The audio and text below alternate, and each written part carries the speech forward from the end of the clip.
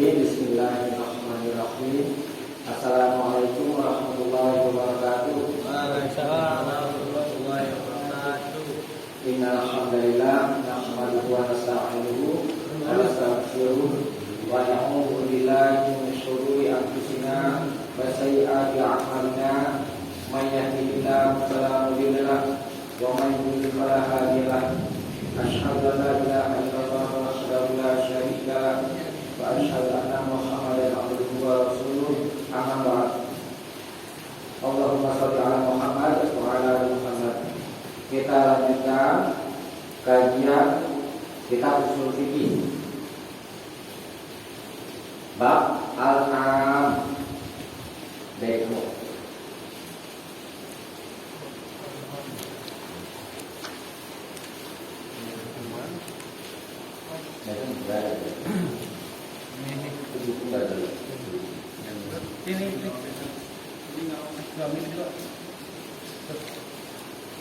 Ya lagi.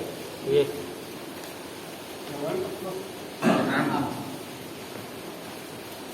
B. Al-am artinya yang umum atau yang merata. Maksudnya di sini ami.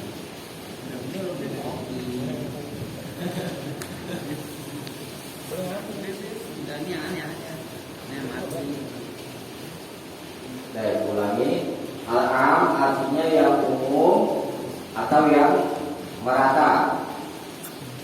Maksudnya suatu lafaz yang menunjukkan dengan merata kepada sesuatu jenis. Tuh. Nah, seperti begini. Contoh misalkan di surat Al-Asr. Alhamdulillah nasyaitanir rajim. Innal insana lafi khusrin. Jadi kita bahas lafaz al-insan. Al-insan artinya manusia. Nah, ini jenis. Jadi yang dinamakan jenis manusia semuanya dalam keadaan rugi. Itu yang dimaksud dengan suatu lafaz yang menunjukkan dengan merata kepada sesuatu jenis. Sekali sebut semuanya kena. Yang namanya jenis manusia semua dalam keadaan rugi. Itu yang maksudnya itu tadi, ya. Kemudian tentang am ini ada beberapa kaidah. Pertama, tanda-tanda umum atau lafaz-lafaz umum. Jadi lafaz yang umum itu memiliki tanda-tanda. Ya.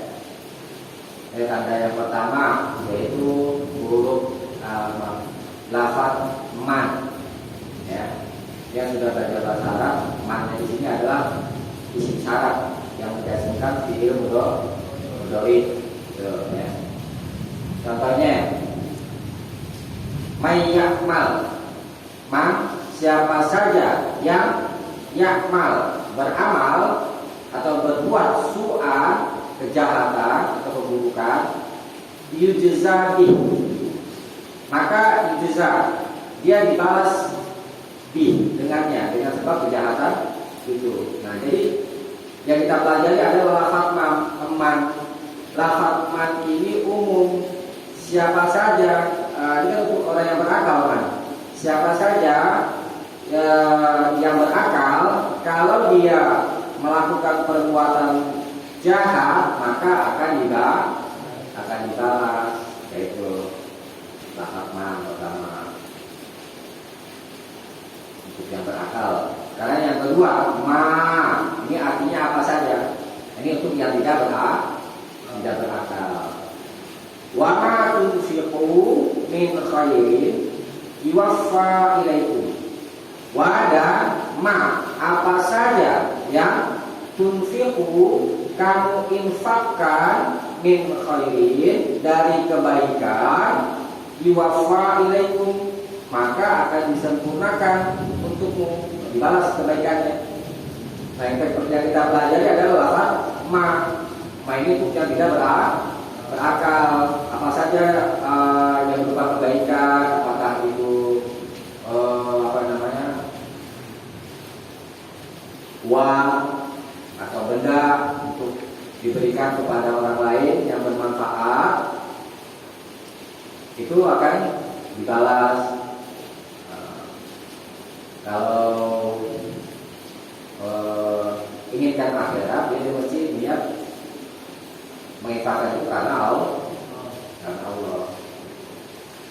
Ya, apa saja yang berupa kebaikan, senyum, ya, termasuk sedekah. Di dalam satu hadis itu dikatakan kullu ma'rufin shadaqatun. Setiap kebaikan itu adalah sedekah. Ya. Walau antaqa akhaka bi wajhin talqin, walaupun kamu bertemu dengan saudaramu dengan wajah yang berseri.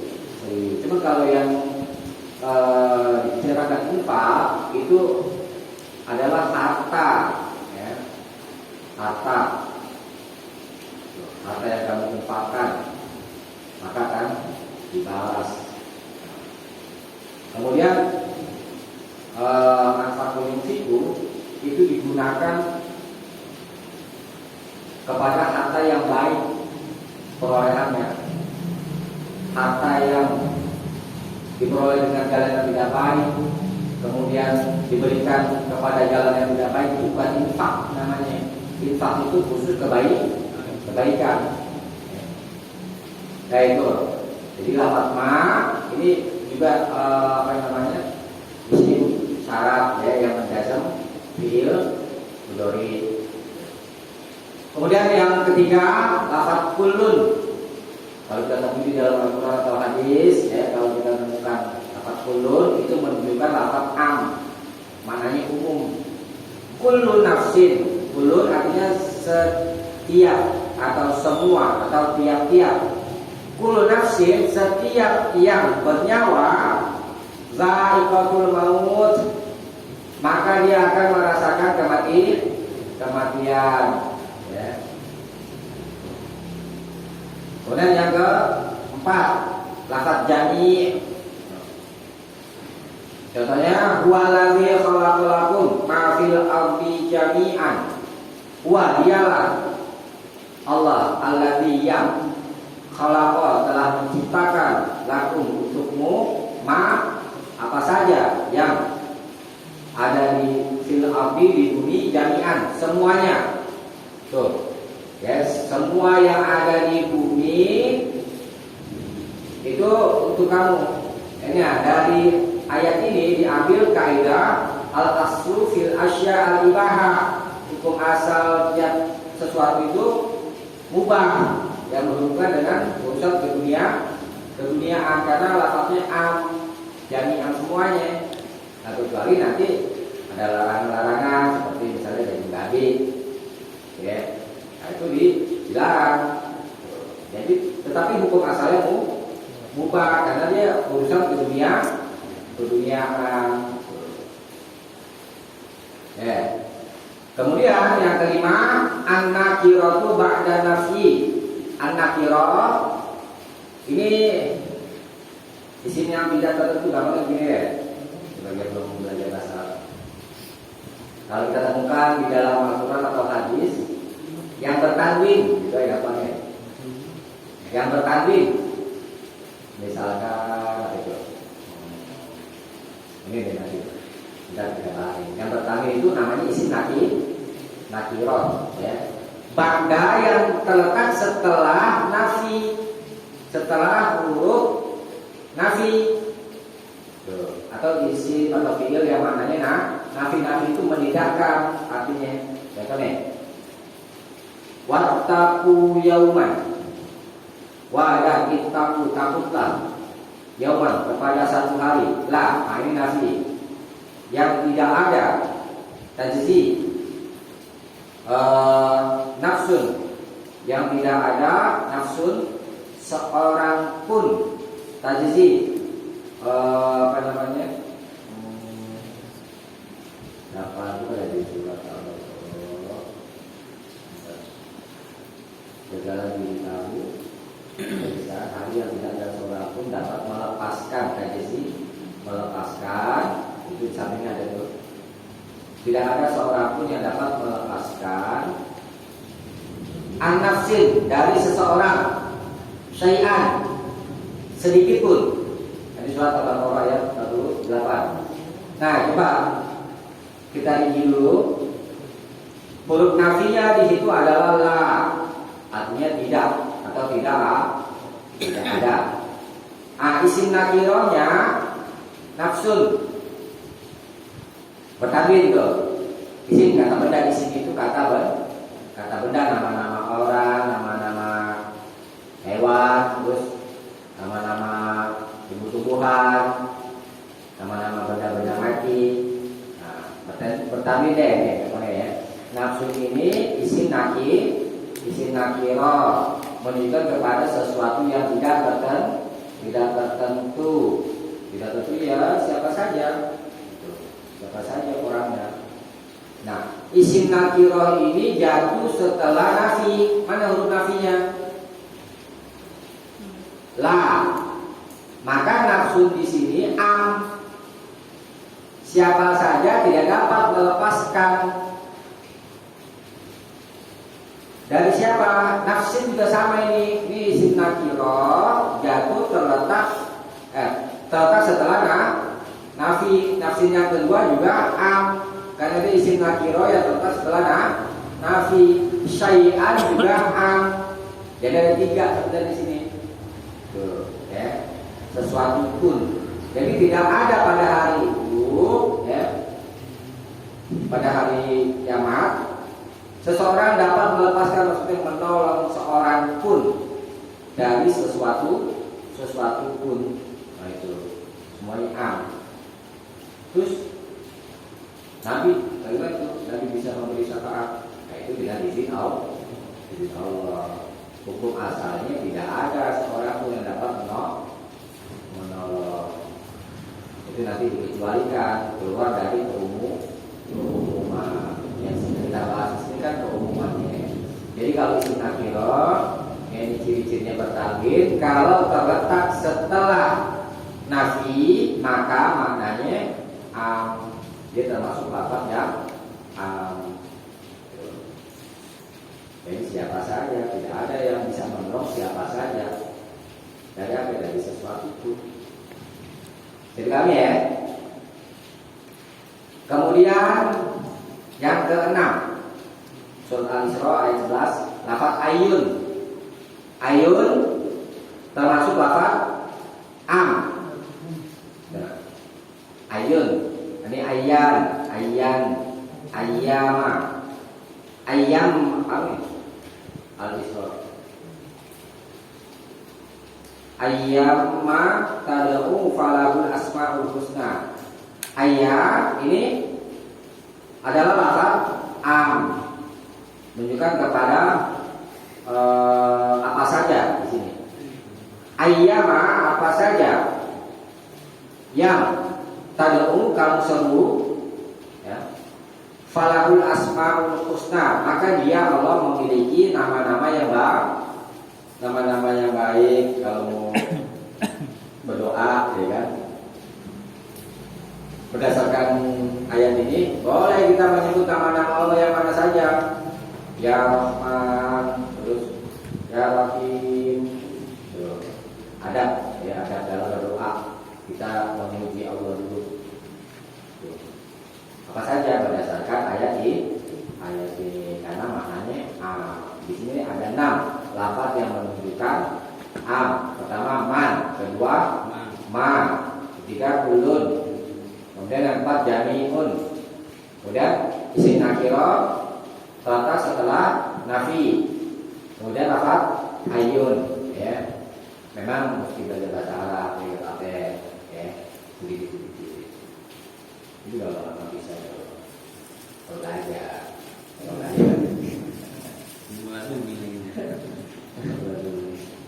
Kalau juga bisa ya. Hebat. Yang kedua, yang terpakai ialah keumuman lafaz, bukan sebab yang khusus. Nah ini kayaknya itu al-ibratu bi umumil lafzi, tulisan itu. Al-ibratu bi umumil lafzi la bi khususis sababi. Al-ibratu yang teranggap atau yang terpakai di umumil lafzi, keumuman lafaz, la bukan di khususi sabab, bukan kekhususan sebab. Nah, ini contohnya. Qala Nabi sallallahu alaihi wasallam, telah bersabda Nabi sallallahu alaihi wasallam, lamma su'ila an ma'i bi'li budoa. Ini bisa dibaca bu, bisa dibaca bi, ya. Budoa. Lama tatkala su'ila, beliau sallallahu alaihi wasallam ditanya an tentang ma'i bi'li budoa, air sumur budoa. Ada nama sumur budoa namanya. Kemudian Nabi bersabda, al-ma'u, air itu tahurun. Ini sudah kita pelajari itu di hadis yang kedua kan. Al-ma'u tahurun, air itu adalah tahurun, pembersih.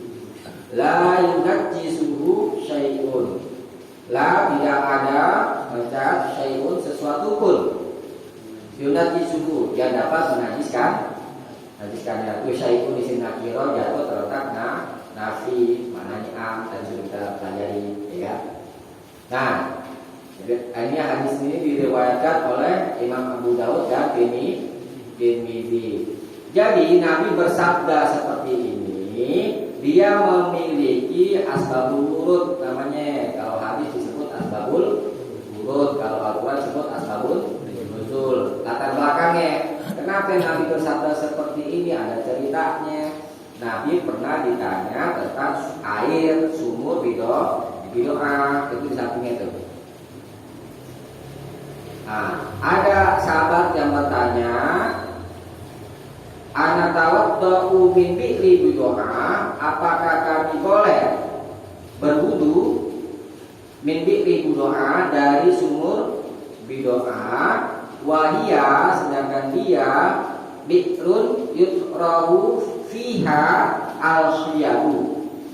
Dia adalah bi'run, sumur yang yutrahu dilemparkan atau dibuang, fiha ke dalamnya al-khiyadu, sobekan kain wanita haid.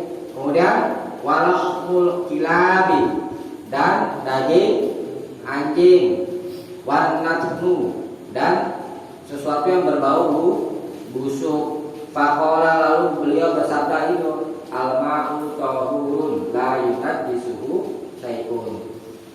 Sebab khususnya ada di sini. Sebab khususnya adalah yang ditanyakan air sumur bidoa. Tetapi Nabi bersabda dengan lafaz yang umum, al-ma'u, umum, air, yang menunjukkan kepada satu jenis air itu semuanya tahur, pembersih, la yunajjisuhu syai'un. Lafaznya umum, sebabnya khusus. Nah, bagaimana kalau ada sebab yang khusus kemudian lafaznya umum? Nah, kita disuruh berpegang kepada keumuman lafaz, bukan kekhususan sebab. Kalau kita berpegang kepada kekhususan sebab, maka yang dapat mensucikan itu hanyalah air sumur bidoa. Itu kalau kita berpegang kepada kekhususan sebab. Tetapi berdasarkan kaidah ini, al-ibratu bi umumil lafzi la bi khususis sabab. Yang terpakai itu adalah keumuman lafaz. Jadi dia pakainya lafaz yang umum. Air yang mana saja yang namanya jenis air, hukum asalnya adalah mensuci. Jadi tidak terbatas kepada sumur bidoa. Itu maksud kaidah yang kedua yang terpakai adalah umum lafaz, bukan khususan sebab. Yang keterangan lafaznya umum, sabda Nabi tadi, semua air adalah suci. Sebabnya khusus, yakni tentang sumur bidoa. Lagi, ya. Jadi pahami tadi ya. Yang ketiga, keumuman lafaz itu dapat berubah menjadi tertentu, menjadi khusus kalau ada keterangannya, ada dalilnya. Seperti Di surat Al-A'raf ayat 204. Wa idza quri'al Qur'an fastami'u lahu wa ansitu la'allakum turhamun. Wa idza apabila quri'a dibacakan Al-Qur'an fastami'u lahu maka dengarkanlah. Ini perintah amr. Kita disuruh mendengarkan bacaan Al-Quran. Ketika bacaan Al-Quran itu dibaca. Dan wa'am situ, dan kita disuruh diam, di amr. La'allakum turhamun. Semoga kamu dirahmati. Nah, yang kita bahas di sini adalah lafaz yang umum. Maksudnya begini. Wa idza quri'al Qur'an fastami'u lahu.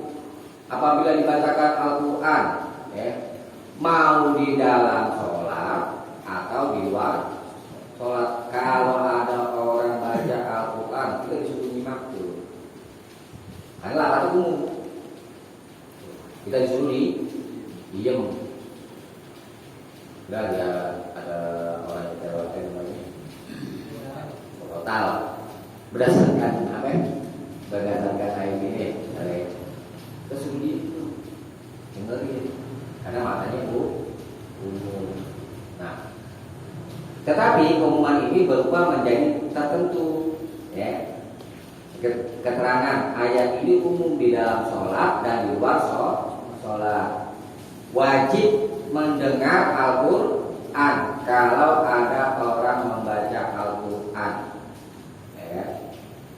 Tetapi dikecualikan oleh hadis qala Abu Qatadah, telah berkata Abu Qatadah, inna Nabiyya sallallahu alaihi wasallam, sesungguhnya Nabi sallallahu alaihi wasallam qala li Abi Bakar, bersabda kepada Abu Bakar, maratu bika, aku pernah melewatimu, wa anta taqra'u, ketika kamu sedang membaca Al-Quran,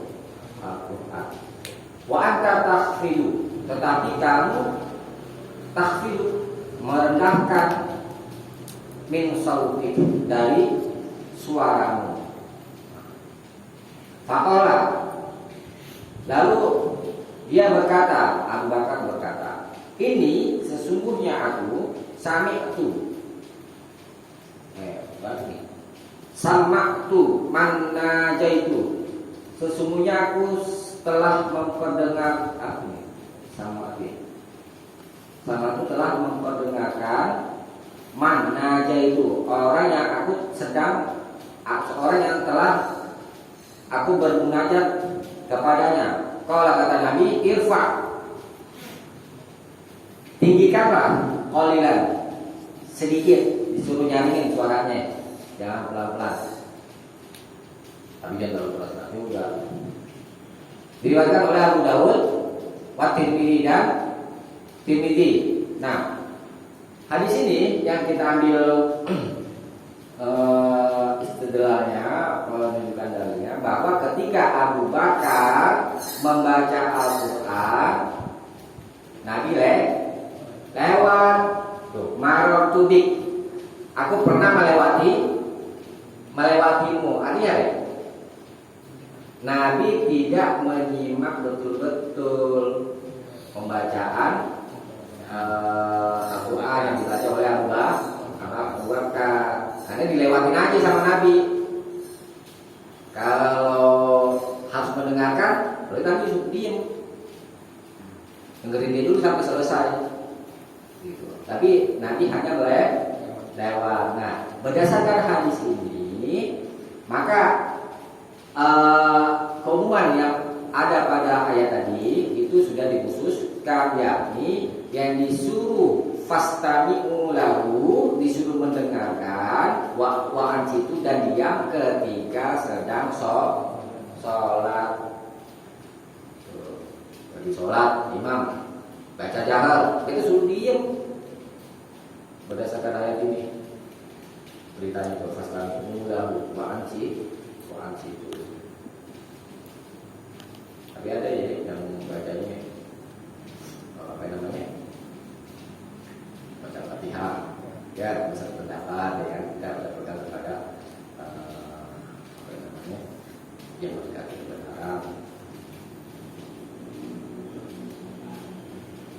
Jadi mendengarkan Al-Quran atau diam itu khusus ketika sedang sholat. Sudah dikhususkan. Ini satu lagi. 4. Tidak boleh berpegang kepada keumuman lafaz sebelum memeriksa yang mengecualikannya. Seperti Surat Al-A'raf ayat 31, kulu, makanlah, washrabu, dan minumlah. Ini suruh makan apa ini? Nggak sebutin kan? Nah kalau dalam kaidah usul ya nggak sebutin di sini. Hasul makmuri yufidul am, membuang makmur menunjukkan am. Ini gampang begini aja deh. Ini kan objeknya nggak disebutin.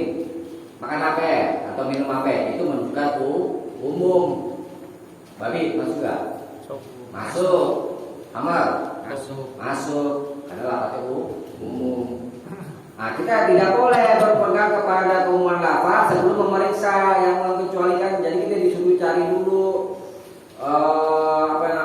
pengecualiannya gitu. Misalnya kita sudah ketahui bahwa daging babi haram, makan bangkai haram, amal haram. Maka ini makanan-makanan atau minuman yang disebut tadi itu diharamkan, keluar dari umuman. Itu ya. Itu kaitannya kalau dalam bahasa Arab itu bisa begitu. Al-amalu bil am qabla al-bakhsi anil mukhassis la yajuz. Al-amalu bil am, beramal dengan yang umum, dengan apa yang umum, qabla al-bakhsi, sebelum memeriksa anil mukhassis yang mengkhususkan, la yajuz, tidak boleh. Jadi kalau kita ketemu dapat yang umum, kita disuruh cari yang khusus dulu gitu, ya. Kalau tidak ada yang khusus, ya berarti berpegang kepada umuman. Keterangan ya, ayat ini umum, boleh makan dari minum dan minum apa saja, tetapi dikecualikan oleh ayat-ayat lain ya. Jadi paham ya?